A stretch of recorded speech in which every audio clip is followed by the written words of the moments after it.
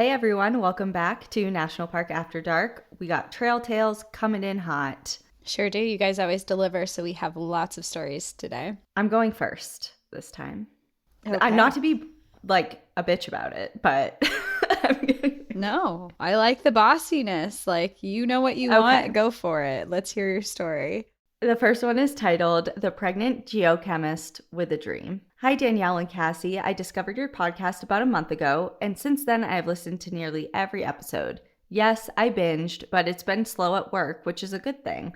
I'm a pathologist assistant. I work in surgical and autopsy pathology. In other words, my passion involves, here's a warning about graphic content here, cutting up organs and sewing corpses. I am as morbid gets. Mix in a love of the outdoors, and your podcast has become my happy place. Now, despite my morbid nature, the tale I have for you today is one of perseverance. It does not take place in a national park. Rather, it highlights the end of my sister and my adventure to Iceland. Allow me to introduce my sister, Kirsten. It is Kirsten, right? Yeah. She studied geological engineering and has a master's in environmental geochemistry. She's a huge rock nerd. Kirsten is 4 years older than I am, but we have always been very close. She's my best friend, role model, and adventure partner. Kirsten got married in 2021. Her husband was eager to start having babies. Kirsten, on the other hand, was eager to travel. So while he started picking baby names, she started picking countries. We planned to travel to Iceland in August of 2022,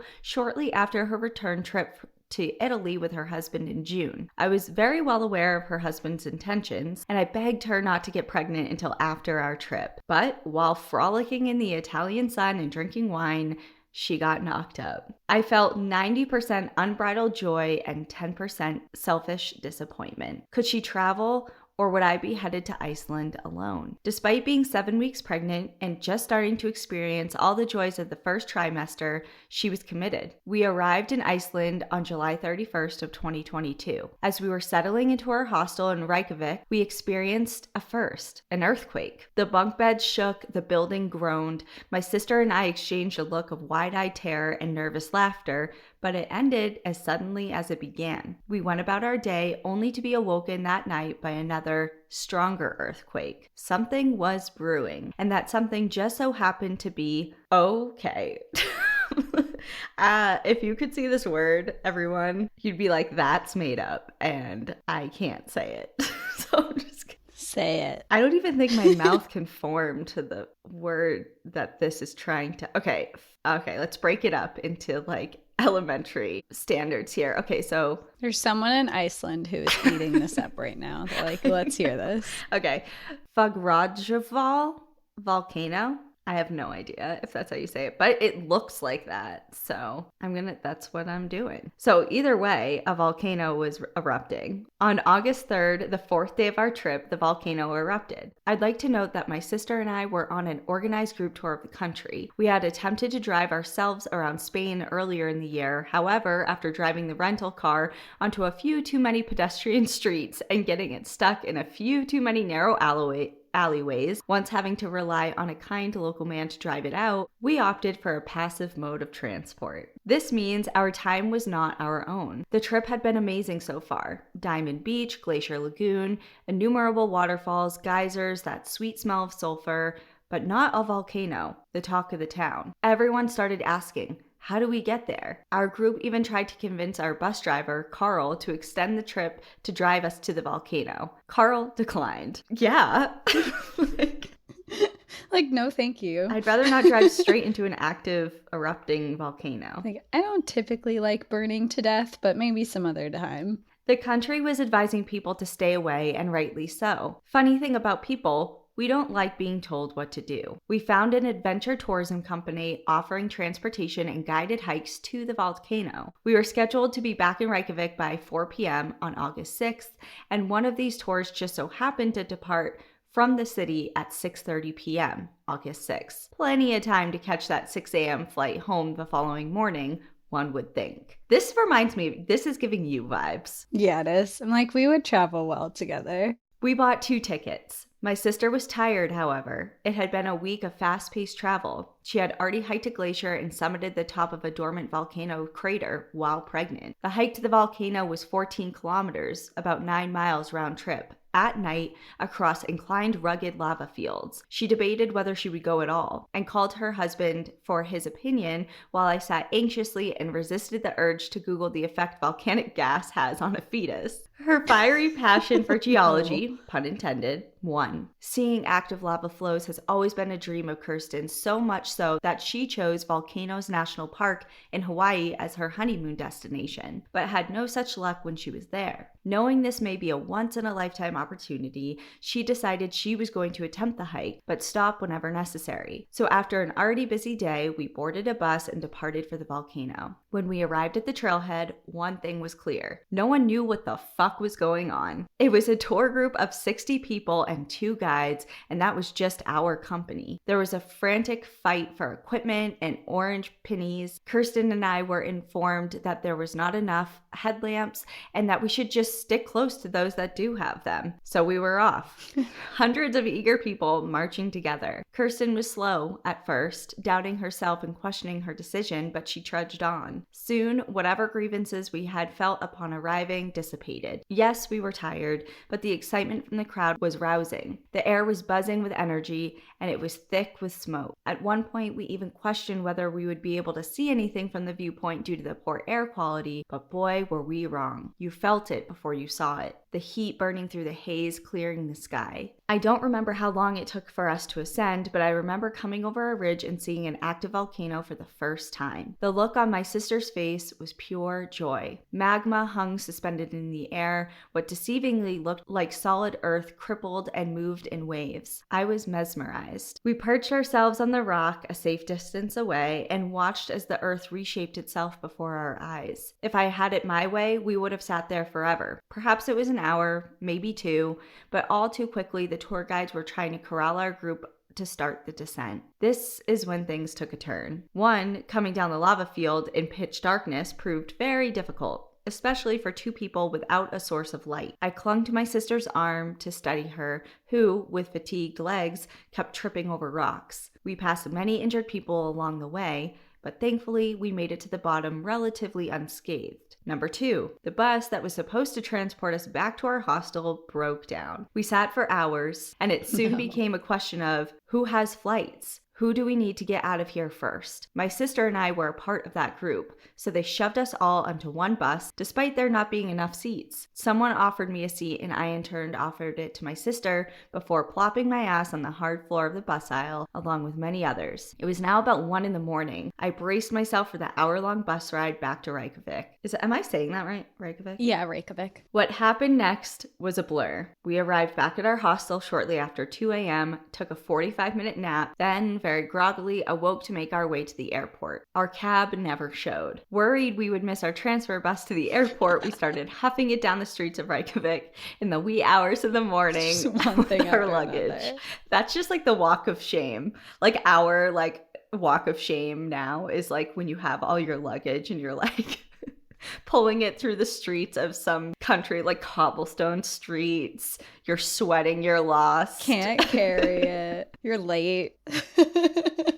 We walked an hour and a half to the bus station. We made our flight and arrived home as scheduled. Sleep deprived and stunned, I couldn't quite wrap my head around how I'd gone from sitting on the edge of a volcano to sitting in a McDonald's drive-thru in our small town of Brockville, Ontario. I know how fatigued I felt that day, and I can't fathom how my sister may have felt. Travel can push us to our limits in the best way possible. I attribute our time at the volcano as one of the most impactful moments of my life. I'm so grateful that my sister, the badass pregnant geochemist with a dream, was by my side for it. Kirsten gave birth to a beautiful baby girl in March of 2023 and named her Ina, meaning ardent, little fire. Our adventure duo has become an adventure trio. Ina will accompany us to Scotland in August of 2023 at 5 months of age, and I can't wait to share with her all of the beauty, natural wonders, and even the morbidity of the world. Thank you for the hard work that you put into the podcast. The stories you tell and your refreshing commentary are not only entertaining, but educational and inspirational. All the best, Megan. That was such a fun story. That's just like the epitome of an adventure. I feel like everyone listening can like immediately go into some story that they have of their travels where they were running late, everything was going wrong, but at the same time, it was a magical experience that you're never going to forget. Yeah. And it just seemed like they both took everything that was happening in stride. It was just like, this is what's happening now. So, okay. Yeah. Sounds good. Admirable, because I'm not usually one of those people. I feel so like I am. admire that. I'm just like, okay, this is life now. Yeah, you definitely are one of those people. You're just like, well, this is my reality at the moment, and what am I going to do about it? Yeah. Other than just go with it. Like, here we are. Sounds good. I guess I live in Iceland now. Yeah. Guess I live on a volcano. How do I forward my mail here?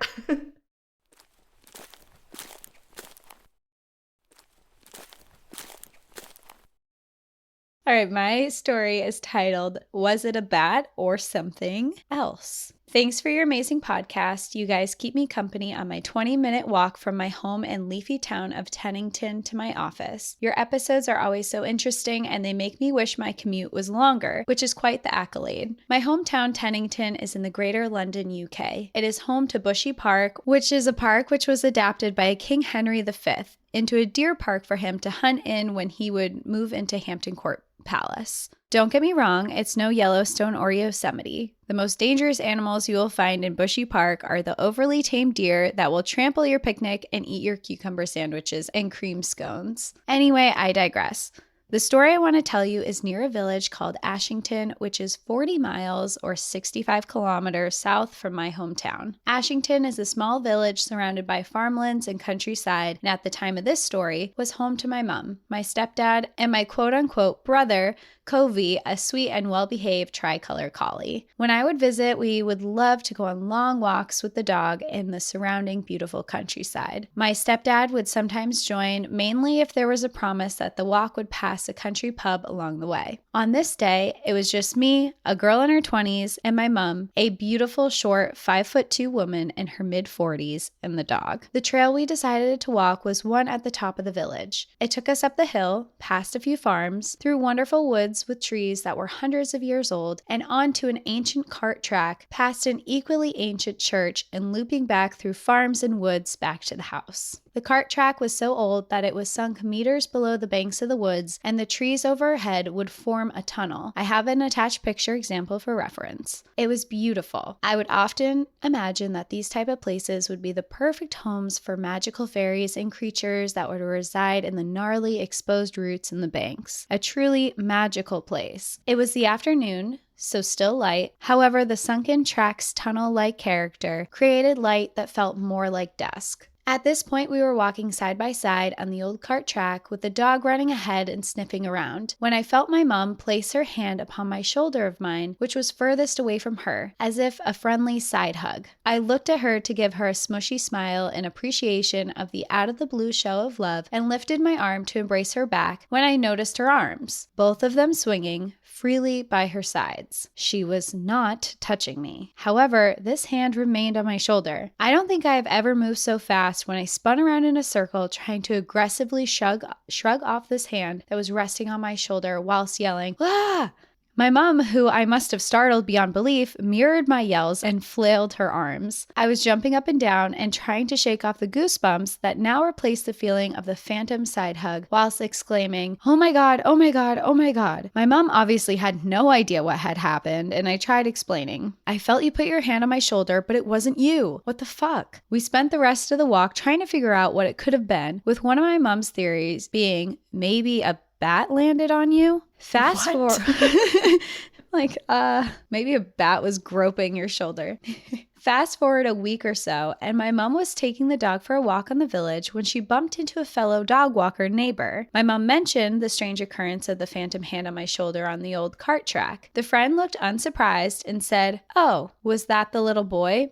He's buried there." It turns out that not far from where we were was a burial site of a little boy that was buried outside of the cemetery as he had died of a communicable disease in the late 1800s. It was known that the ghost of this little boy would haunt a nearby house and the surrounding area. It was reported that he would even play with the child that lived in the house which he haunted. I have never really believed in the paranormal, and even after this experience and learning of the story of the ghost boy in the area, still am a little skeptical. However, I am equally as skeptical that a hand-sized, weighty bat had randomly landed on my shoulder. So that is my National Park After Dark story. It's not set in a national park or after dark, but I hope you find it spooky enough to include it in one of your Trail Tale episodes. Enjoy the view, but watch your back for ghost children that just want a hug. Thanks for your great work, Karina. This is like the same as the last time we did a Trail Tales. Is it a ghost or is it a like tangible thing? Do you think it was the bat? No, definitely not a bat. Bats have echolocation. They don't touch. They know where you are. They know. They don't touch you. They don't touch you. You can be in a cave full of bats in the tiniest space and they will know how to navigate around you. There's no way a bat landed on your shoulder. It just seems like such a rant. Yeah, I don't know.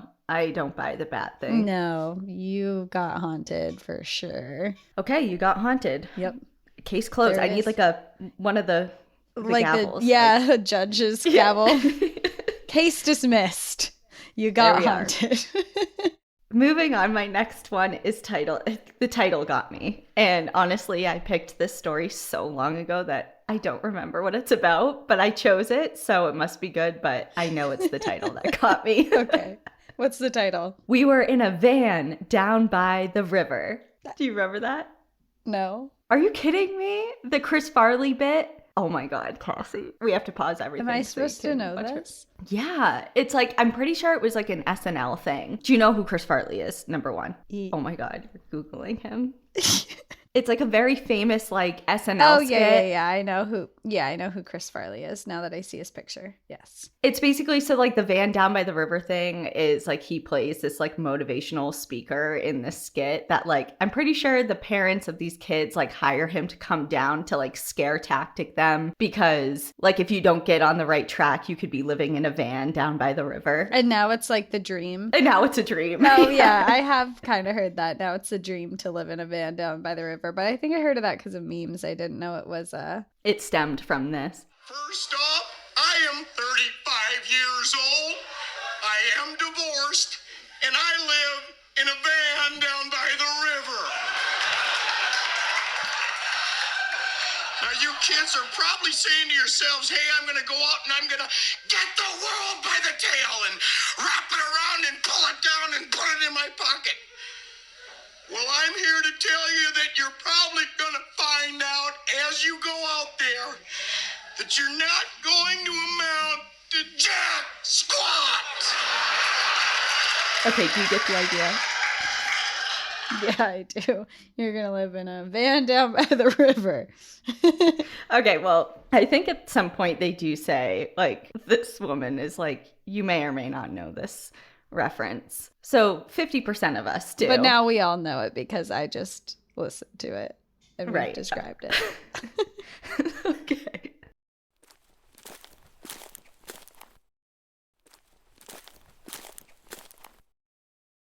Hey guys, my name is Chrissy. I've been listening to NPAD for about a year and I was instantly hooked. I listened to you on my way to work at a pretty well-known outdoor gear store, on road trips, or just sitting on my front porch at night. I can't handle some of the murdery stories, shiver, but I'm a history freak, especially Plains history in the 19th century, and loved your episodes on Butch Cassidy and Theodore Roosevelt National Park. Growing up in Nebraska, we have plenty of history. No natties, but some national monuments, forests, and plenty of really cool state parks. We have some of the best rivers to canoe, kayak, and tank on, and the most diverse landscape you've never imagined Nebraska to have. Ooh, you should come, and I'll show you around. This story takes place close to some natties. I'm thinking that's like national parks, monuments, etc. That's like the lingo that she's using. And we did visit Devil's Tower and Mount Rushmore on this trip, so it totally counts. I've often thought of making our epic saga into a film. Just think of every road trip movie you've seen where everything went wrong. I'm thinking Tommy Boy. Yep, That's this story. Okay, have you seen Tommy Boy? Can we pause? Yes, I have seen Tommy Okay. Boy. Okay. I understand the reference. Okay, great. It was spring break my sophomore year in college. While most people are headed somewhere warm to party, my friends and I made some very spontaneous plans to road trip to Glacier National Park. I was beyond stoked. Road trips are my favorite, and driving up to Montana with a bunch of friends sounded like the best way to spend my break. So late that night, 6 of us crammed ourselves and a few meager supplies into my friend Victoria's 1980-something Chevy conversion van, BEV. BEV is an acronym. Ben Everywhere Van. She was white with mauve stripes around her midsection and a plush mauve interior. That van was legendary. We drove with the intention of going as far as we could without stopping that night. Coming from eastern Nebraska, northwestern Montana is about a 1,200-mile trip. We drove under a clear black sky, listening to music, eating snacks, and telling funny and scary stories. Around 11 p.m., my friend Matt pulled the van over outside of Rapid City. I don't think any of us realized how far Glacier was,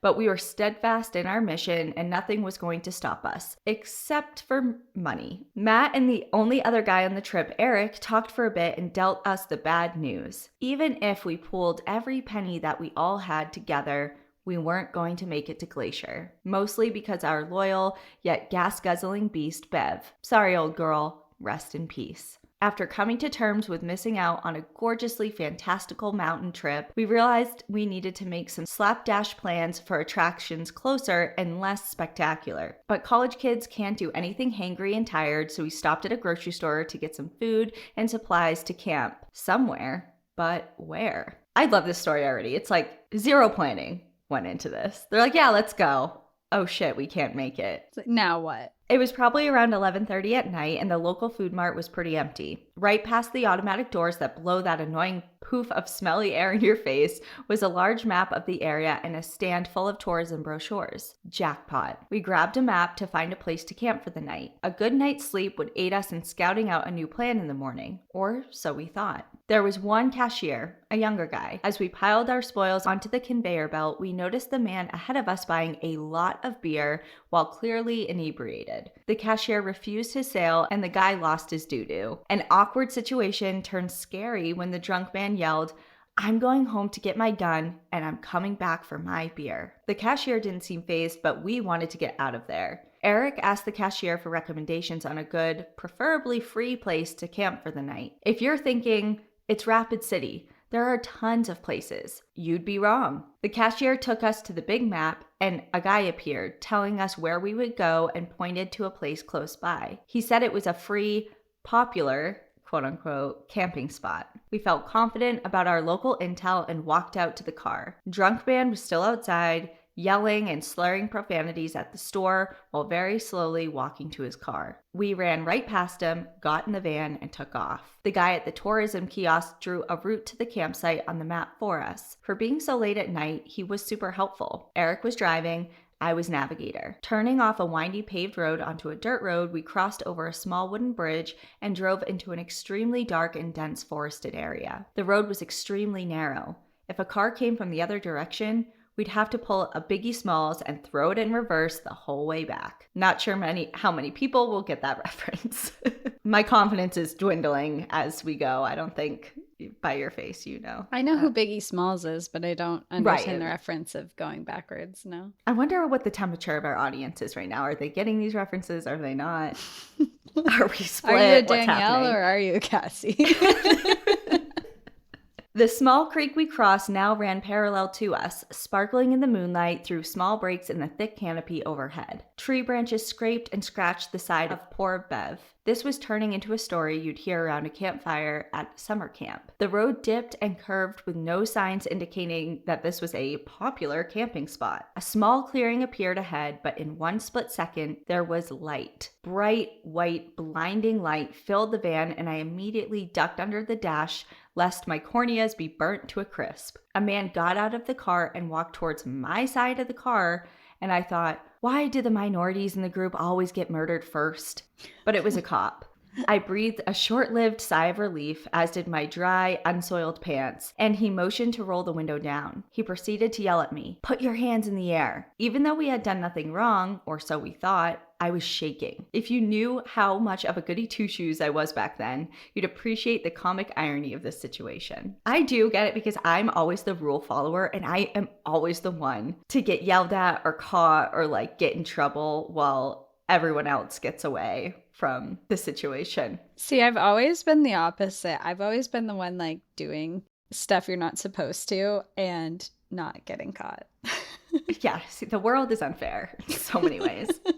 He peered in my window to the back of the van where my 4 friends sat, eyes as big as baseballs, not moving a muscle. One in her motorized scooter, eyes also a bulge. The rest on the rollout couch, clutching grocery bags and each other. Betcha we were the last kind of crew he thought he'd be busting in a big white van that night. Without thinking, my hands started to slowly come down. Put your hands up where I can see them. Yes, sir. Sorry, sir, I said, still shaking and raising them slightly. What are you doing out here? I need to see all of your IDs. Do you have any weapons, guns, knives, bombs, etc.? Bombs? No joke, he really asked if we had bombs. Eric answered in a tone so chipper it made me wish he had been the one accosted by the cop. We don't have any weapons, we're on spring break, and he proceeded to tell the officer of our failed plans. We're looking for a free place to camp tonight. A guy told us we could stay here. The officer replied, if that's all then why'd you, looking directly at me, duck when I turned my lights on? Where this burst of courage came from, I will never know. But in a loud, defiant voice, I blurted out, your lights were blinding me. Oh, okay, he responded. He handed us back our IDs, undoubtedly disappointed to find the biggest bunch of nothing he'd ever expect of 6 teenagers to be up in an old van in the woods, and let us go. Well, I suggest you kids find some reasonable lodging for the night. Those were his exact words, and I'll never forget them. Really, dude? You think we'd be out here in an actual van down by the river? I really hope you get that reference, but if you don't, I'll attach the link below. Oh my God, she attached this. So kind. We already found it. We already found it. If we had the money for reasonable lodging, why would we be there? Eric leaned over, asking with that same infuriating Muppet-like cheer, could we park our van in your driveway tonight? To the officer? The officer of law gave us all the final once-over. He paused and then said, ... no. And walked back to his car. I had hope for a moment that the officer was going to say yes. You're just like staring at them like, no, it's like, get away from me. Like, this has been the worst stop of my life. Do not come to my house. That is just the beginning of what turned out to be the most memorable trip any of us have ever been on. We still talk about it to this day, years later. We decided to stay at a rest stop that night. Not exactly the safest place, but there were 6 of us, 4 girls with 2 guys, so we felt okay. And by the way, I have no idea how all 6 of us slept in that van with a rascal scooter. I was the first one awake, as always. The windows were fogged up. It was March, and this part of the country is still very cold. Then, hark! What was this sound? Someone was knocking on the window, but nary a soul arose from their slumber. I shook Matt and told him, someone's knocking on the window. Not funny, he said, and told me to go back to sleep. Again, there was a rapping on our van door, even louder. That woke him up, and Matt rolled down the window, and who else would be standing there? It couldn't possibly be anyone else in the world but a state trooper. Of course. He looked inside the van and, like the last cop, probably thought, what in the fresh hell have I stumbled upon? He asked if we were okay and said he had to make sure because the windows were fogged. Parentheses, they wrote, bow chicka wow wow.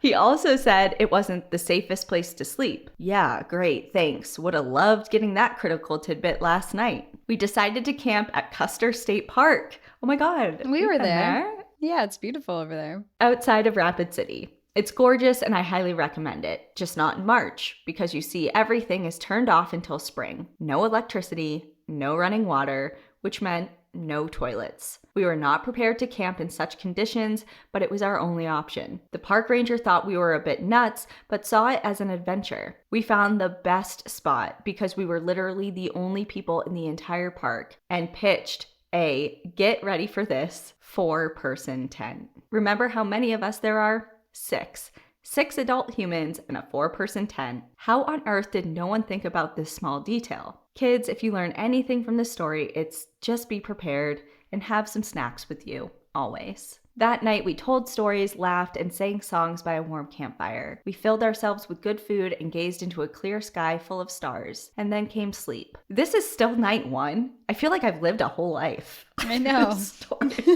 Oh, no, wait. Is it night 1? Oh, yeah. Because they got woken up. They got woken up, yeah. They were at the river, and then they were at the Custer rest State stop. Park. No, rest stop. Oh, yeah, and then Custer And State now, Park. Jesus. We had 3 sleeping bags and a few blankets to keep us warm during the 20-degree Fahrenheit night. Okay, why are you... There's 6 of you. Why can't some of you sleep in the van? Okay, wait, they go on. If you're thinking, why didn't some of you just sleep in the van? All right, we should just let her talk and just shut the fuck up.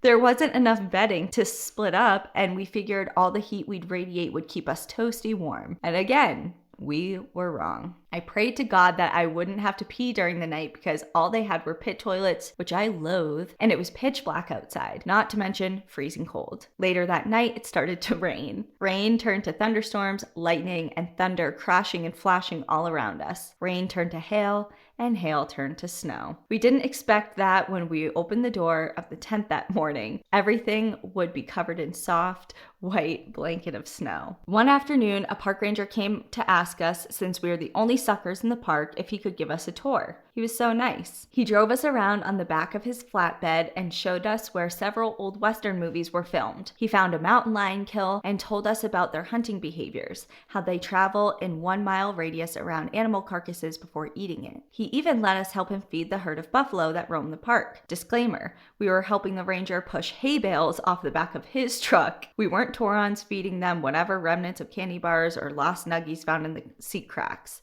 Do not feed animals in any parks, okay? Once again, we started the next day by unzipping what seemed to be the tent flap to Narnia, totally unaware of the next National Lampoon's Vacations type style situation was awaiting us outside. The same giant buffalo were pawing our tent one morning. Really, guys? We're the only humans in the entire park, and you all think the tastiest shoots of frozen grass are the ones sticking out from under our tent. There are so many great trips from our epic spring break trip, like when the ranger told us we could feed the donkeys in the park. Eric was driving the van, and a donkey came up to the window. He put a baby carrot in his mouth, and the donkey got way more than they both bargained for.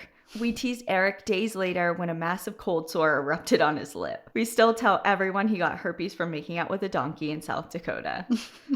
There are more hilarious stories I'm forgetting, but I'll keep it short. This is Trail Tales, not Trail Tales, a Netflix series.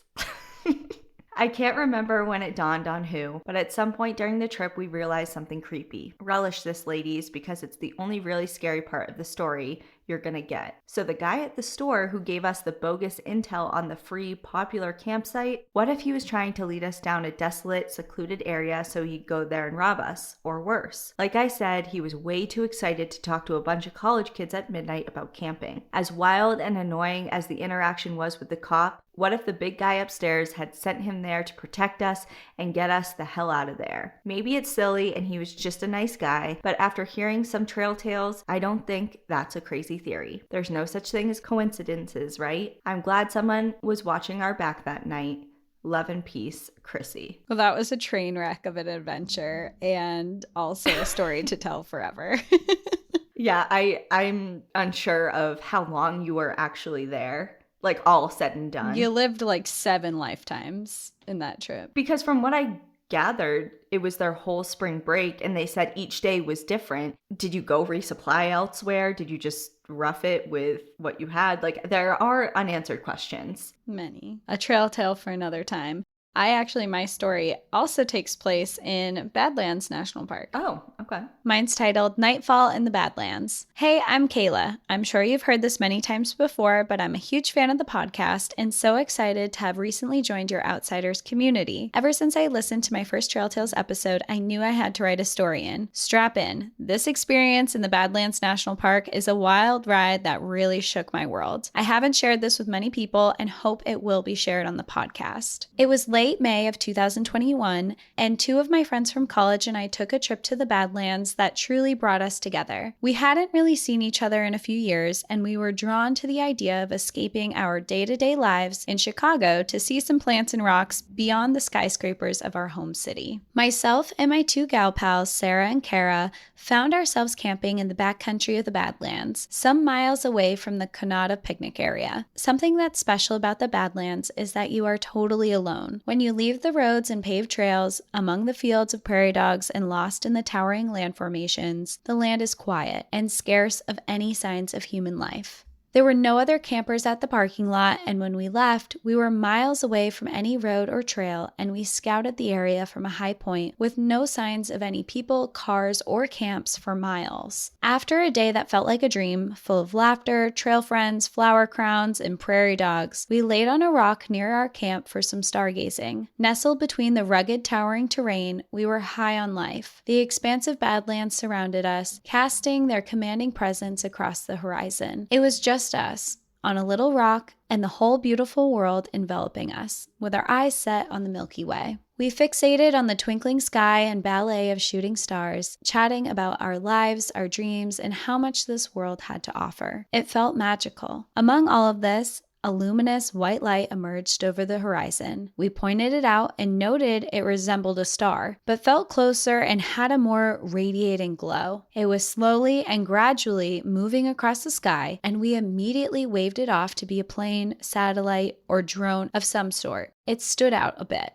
But then, in a mesmerizing moment, we saw it. The glowing light started to skip and dart around the sky in any direction. It seemed to be teleporting across the sky, moving so fast in different directions that the human eye couldn't catch it. We were shocked and covered in goosebumps. We all cut our view away from the glow and locked our eyes, jaws dropped, only to look back up. We watched the light dance. It would take moments to stop and slowly glide along, as it had done when we first saw it, and then randomly zip around again. Glide, zip, zip, zip, glide, zip. We couldn't stop staring. We watched for over 20 minutes until it just casually disappeared on the other side of the horizon just as it had entered. What the fuck? Caught in a speechless wonder, we struggled to rationalize the zipping glowing light. The light part could be explained in a number of ways, but the peculiar movements it made was something beyond our understanding and experience. It seemed to effortlessly traverse the sky almost as if it were teleporting. Despite the uncertainty of what we saw, one thing felt really clear to us. Whatever we had witnessed, we weren't supposed to see. I couldn't shake that feeling. It was very intense, and the mood shifted to something a lot more chilling. Now I know what you're thinking. I was never a believer of UFOs. I've always figured that all sightings could be explained by planes, weather balloons, drones, etc. There is a lot of shit in the sky, and it's absurd to think that any regular Joe can point at something up there and instantly know if it's human or quote-unquote alien. People love stories and mysteries. But from a rational standpoint, what we witnessed was quite literally 1, unidentified by us, 2, flying, and 3, an object. Call it what you will.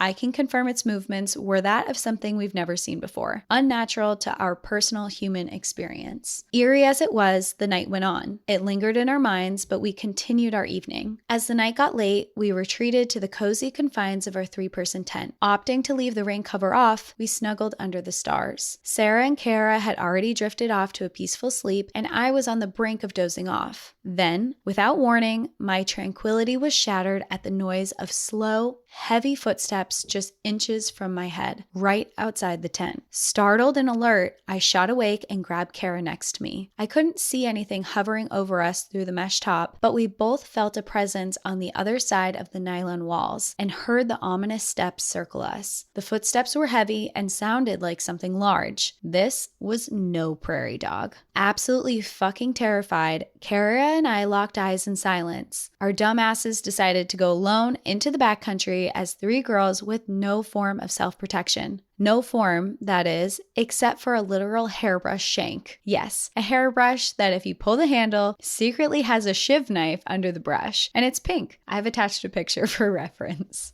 What? I think that's the most clever weapon, by the way. The problem was Sarah, who was still asleep, had the pink hairbrush knife with her in her sleeping bag, and she wasn't waking up without a show. "Oh my God, guys, we have to get out of the tent," she mumbled in her sleeping bag, in the tent. Kara dove onto Sarah, reaching into her sleeping bag, grabbing the knife and handing it to me. You know how people say you never know if you have a fight or flight response until it happens to you? I learned in this moment. As soon as I had that bright pink shiv in my hands, I shot up, ready to attack. Nothing. Heart racing, I turned on my headlamp and frantically looked around. Nothing. We did a quick walk around and there was no one and no animal near us. Needless to say, it was really hard to sleep that night. In the morning, the sunshine breathed life back into the atmosphere and brought a renewed sense of joy. The ground was dry, and we never found any footprints or signs of our late-night visitor. We also never resolved an explanation for the zippity light that gave us a show in the sky. Are they connected? We'll never know. The lingering feeling that we witnessed something that we were not supposed to stayed for a while. I was nervous for weeks. Something I typically don't feel. Camping became a struggle as I would stay awake and tense, anxiously listening for any appearance of footsteps. It was a jarring experience and hard to explain to friends and family without appearing insane. I've attached a video we took of the glowing light. It's not great, but you can see that it shows in the video. While the camera couldn't capture the lights of any of the surrounding stars. I've also attached a video I discovered on the internet that looks almost exactly what we saw that night. It gives me chills. I've traveled far and wide, and while the national parks have so much to offer, there is something that's so special about the Badlands. It's unparalleled. While I have no desire to ever see anything strange in the sky or hear ominous footsteps again, I hope to someday return to Badlands National Park. Kay. So what I'm gathering from this is that Kay and her friends were about to shank an alien with a hairbrush. Definitely. You're about to murder an alien with a bright pink hairbrush. And I know that this story was written in like a little while ago, before the whole release of the government disclosing that aliens are real. So surprise, you didn't, They're real. They're real. None of us are shocked though. I just love that the world was like, yeah, they announce they're aliens and everyone's just responds by being like, yep, we know. So is the prices of gas going to go down soon? Or like anyway, yeah. Idiots, we're aware. Yeah, got it. Thanks for nothing. Yeah, it's like this was a waste of my time. We knew. But also I love this story in the Badlands. I've said this so many times on the podcast, but Badlands National Park blew my mind. It is one of those parks that I really, really enjoyed more than I expected to, and I had no idea that South Dakota was hiding such a gem, and I would definitely go back there. I think it's because it was unexpected when we went. Yeah, it was like I knew it was going to be pretty, but then we got there and everything was wowing and beautiful. And the sunset there was like probably one of the most beautiful sunsets I've ever seen. It was very magical. There's something about the Badlands for sure. I agree. All right, my last story is on the shorter side, but it is pretty heavy, just so we're all aware. It is titled, I Got My Sign. Hi, Danielle and Cassie. You two have been a staple in my daily podcast listening for probably a year now. Thank you for your thoughtful and well-written stories. I thoroughly enjoy listening to you, and I'm so sad to say, like you, Danielle, I now know what it's like to lose a significant other. On Friday, May 26, 2023, my wonderful boyfriend Bill experienced a heart attack, and by Sunday, the doctors told us he had had a stroke and didn't have any brain activity. He was an organ donor and saved 3 lives, and he was kept on life support for another day and ended up passing on Monday, Memorial Day. My world was, and still is, shaken. A little backstory. Before Bill, I was married for 11 years, and that was an emotionally, mentally, and sexually abusive relationship. He was so forceful in his beliefs that if I had a different perspective, I was told I was wrong and forced to adjust my beliefs. One of the beliefs I was not allowed was to believe in connections to the afterlife. My mom passed away in 2019, and I was not allowed to feel like she was there with me and supporting me. I always felt so lost and lonely not being allowed to feel like my mom was with me. Fast forward to meeting Bill. He taught me how it felt to be respected and that it's okay to have differing opinions. The amount of compassion he showed me was exactly what I needed moving forward in my personal healing after divorce. So when I say that my world has been shaken since he passed, it's really flipped upside down. The day after Bill passed, I decided to go on a solo hike in the Castlewood Canyon State Park in Colorado. This was the first hike that Bill and I did together. Since now I'm allowed to believe in communicating with loved ones who have passed, before I started on the hike, I decided to ask Bill for a sign that he was with me. I wasn't specific with what I wanted, just really hoping anything would spark a memory of him, and I'd call that my sign. I followed the same trail we did and really just took my time enjoying the warmth of the sun and the beautiful blue skies. I decided to take a little break and found a pretty tree to sit under so I could cry and talk to Bill when what seemed like out of nowhere, not one, but two beautiful butterflies appeared. They were so in sync,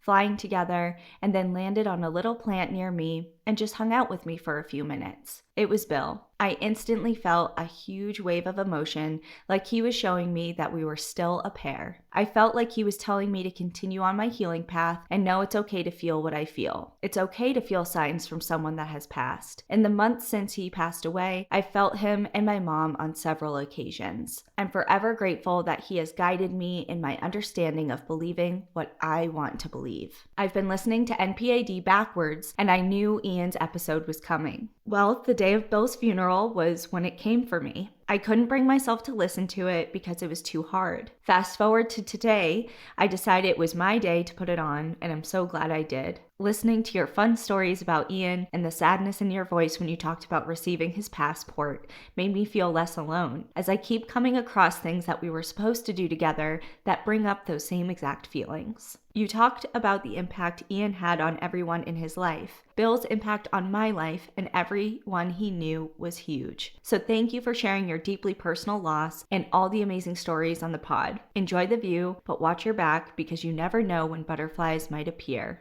Anna. I love that story.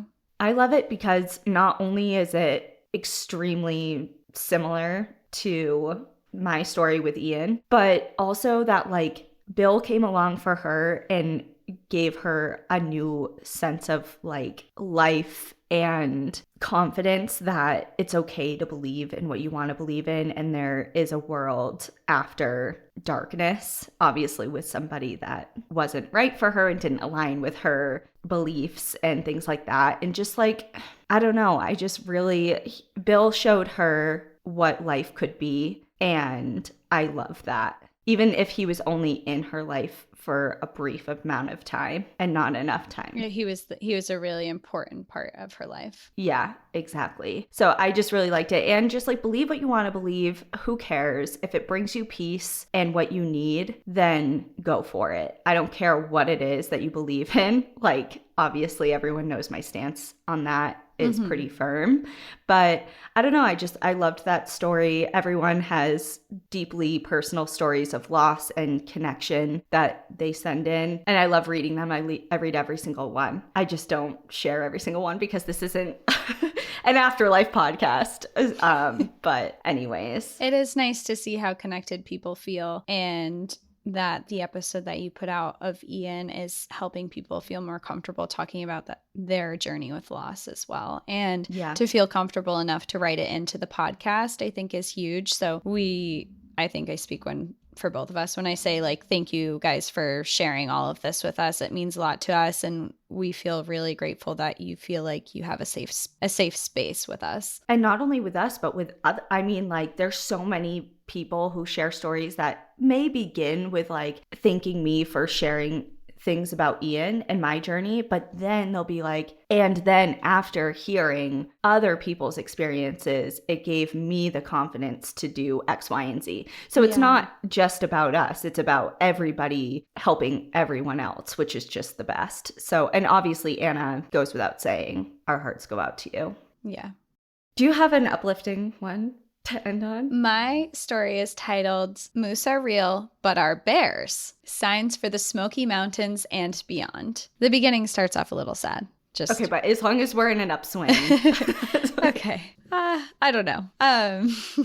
Dear Cassie and Danielle, Hello, fellow lovers of the outdoors. Your podcast was recommended to me last summer, and I have binged and loved all episodes. In particularly, I really enjoy Trail Tales because they demonstrate the vast array of experience that awaits us in the wild. As most outdoor people, I have many adventure stories, but choose to share this one because it was your podcast that inspired me to ask for signs. I asked, and boy, did I ever receive. Let me start with a thank you to Danielle. I was 5 months deep into the throes of grief over the loss of my mother and just starting therapy when you lost Ian. I want you to know you have helped so many navigate the bumpy road in healing. I paid very close attention when you spoke about asking for signs. I also want to thank you, Cassie. Thank you for normalizing exploring the outdoors while dealing with medical issues. I have chronic autoimmune conditions and have been questioned about whether or not I was really quote-unquote sick because I have continued to be active. But as a wise hiker once told me, you don't stop moving when you get old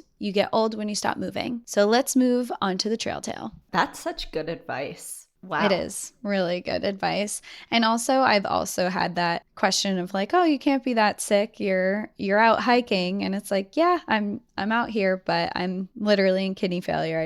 I know I don't look like it, but I'm on a machine every night to stay alive. So I really can resonate with, oh, you're not that sick. It's just kind of a reminder to not judge a book by its cover. Just because people look like they're okay doesn't mean that they are. 100%. And not to question them if they say that they're not okay. Yeah, you don't have to visually be like, I hate when people do that shit, especially just in like a very outsider, like obviously I don't know what it's like in your position, but just witnessing it, the most I see it is with when someone has a handicap pass for the parking lot and people give them shit if they just walk out of their car instead of being in like a wheelchair or an assisted walking, you know, something like that. They're like, why do you need that? It's like it's not your business. Right. Exactly. It's like I clearly have it for a reason. Just like shut up and move on. Walk with your the day. extra minute. Like, come on. Oh, God. Yeah.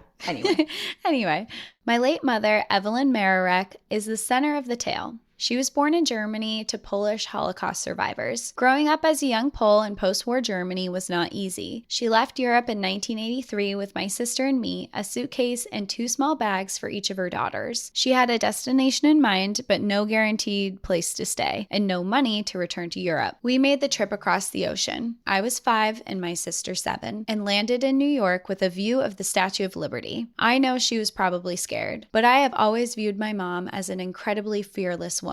In December of 2021, I had not heard from her in a few days. I paid her to clean my house on Fridays, and when I got home, I saw that she had not been there yet. I just knew something was dreadfully wrong. I flew down my porch stairs and yelled at my husband that I was going to check on my mom as I tore out of the driveway. It was the longest 10-minute drive of my life. When I pulled up her mountain road, I saw her car in the driveway. I had a deep feeling of dread and knowing creep into my soul. I ran onto the front porch and pounded on the door. I noticed the light was on in the living room and cut my hands around my face as I plastered it to the window. What I saw will forever haunt me. On the couch was my mother's lifeless body, and by the condition of her face, I knew she was gone. I don't know the order of what happened next. I found myself on my ass on the porch with a loud buzzing and spinning in my head. I know at some point I talked to the 911 operator, my sister, and my husband. My life became a blur. The strongest woman I had ever known was gone. She was only 65. We knew she would want an outside memorial, so the frigid Arkansas winters and humid summers were not conducive to have her celebration of life. We waited until September of 2022. The memorial was in a park next to the White River in the Boston Mountains, just a few minutes from her home. Danielle, I remember you saying you have to be very specific when asking for a sign. For months, I talked to my mom and told her to send me a cardinal at her memorial. The day came, and I was so busy making sure everything was perfect that I almost forgot about it. My sister and I were the last people in the park, and as we loaded my car, I looked around one last time for that red bird. Nada. Damn it. I got in the car, and on the passenger seat was a gift bag. As we were driving off, I told my sisters to look in it. It was a gift from a dear friend who lost her father years prior and would often talk about signs he sent. The gift was a heart-shaped plaque with 3 red cardinals on it. I absolutely lost it. I'm including a picture so you can read the whole thing, but it starts off by saying, "As I sit in heaven and watch you every day, I try and let you know with signs I never went away." Oh my God.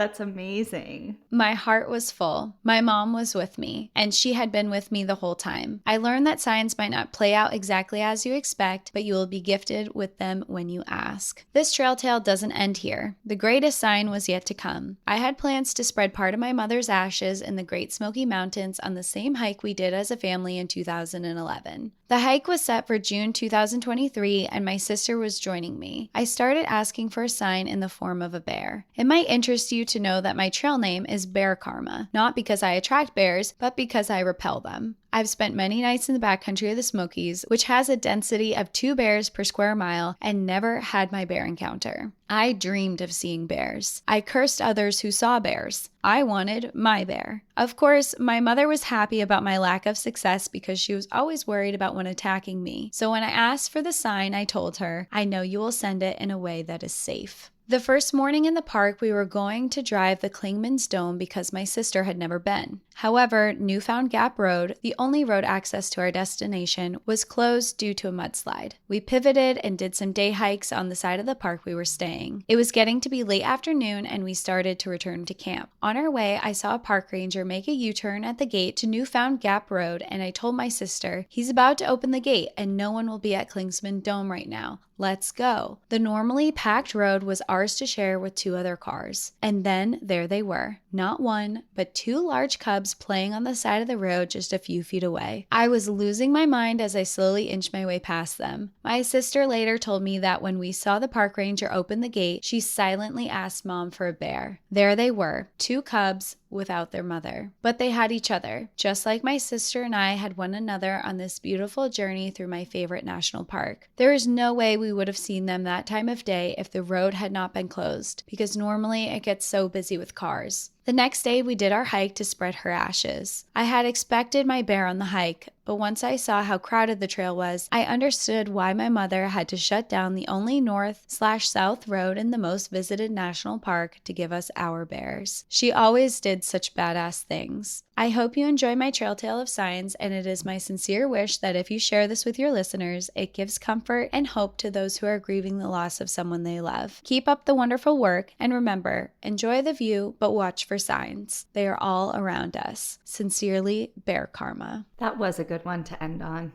I feel good. Yeah, 2 bear cubs. Ooh, what a trail tale episode.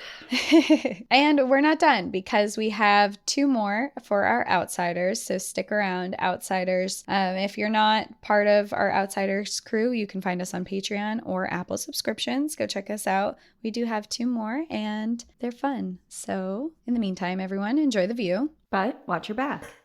Bye.